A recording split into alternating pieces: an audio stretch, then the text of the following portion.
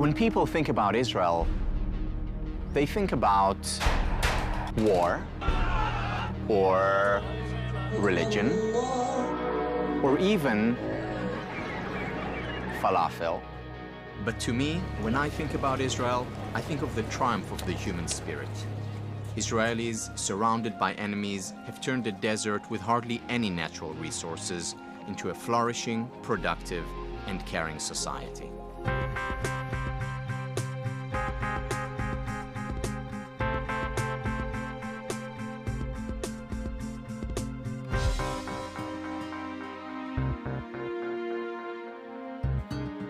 My name is Tal Ben-Shahar, and although I was born and bred in Israel, I spent much of my life living and working abroad.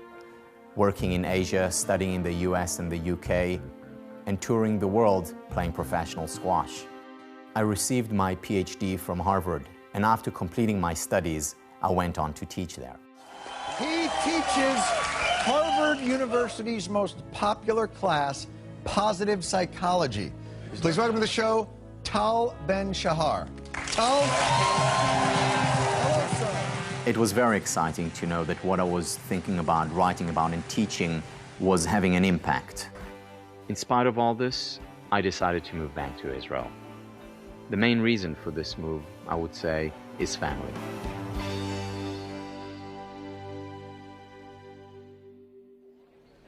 The Israel I came back to was not the Israel I left. I was amazed at what happened here during the 14 years I was away.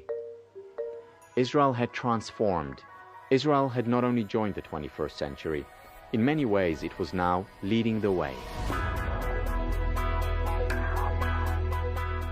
When you look at the NASDAQ, companies are listed from around the world. There's one country, though, that truly stands out, and that is Israel. Israel is the fastest growing, one of the most dynamic, entrepreneurial, and innovation-based economies on the planet. The sky is the limit for inventors in Israel. Israel has been a remarkable achiever in terms of technological innovation. Israel has developed some of the world's leading technology.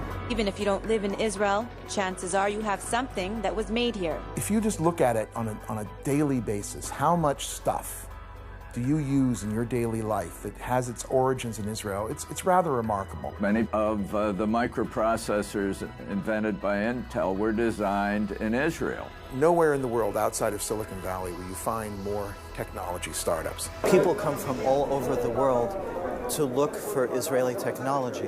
Warren Buffett shelled out more than $4 billion for Iskar Metalworking, the largest purchase the legendary investor has made outside the United States. I understand that their facilities are incredible, but I would expect that. Intel developed here, HP as a center here, Google is very successful here, Microsoft as well as in research and development. If you actually do the math, Microsoft is almost as much an Israeli company as we are a U.S. company. This country has been such a beta site or a laboratory for solving both national and international problems since its inception.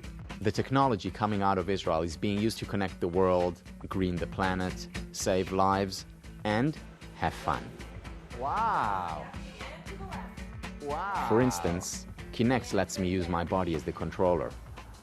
This very cool technology was developed in Israel and then bought by Microsoft. The workout. In a way, Israel is known to everybody as a center of innovation, as a place where you can find more innovation than anywhere else in the world per capita. If you look at countries that are represented in these stock exchanges, the ranking today is number 1, of course, the United States.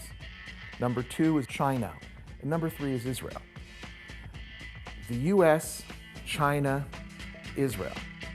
Looking at our size, how is it that Israel, with its 7 million people, has the 3rd largest group of companies traded in New York? This is an amazing fact for a tiny country to actually eclipse all the nations of Europe in the creativity of its entrepreneurial leadership.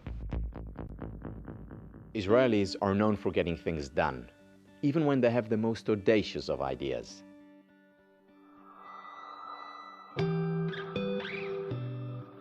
Take, for instance, a company like Better Place.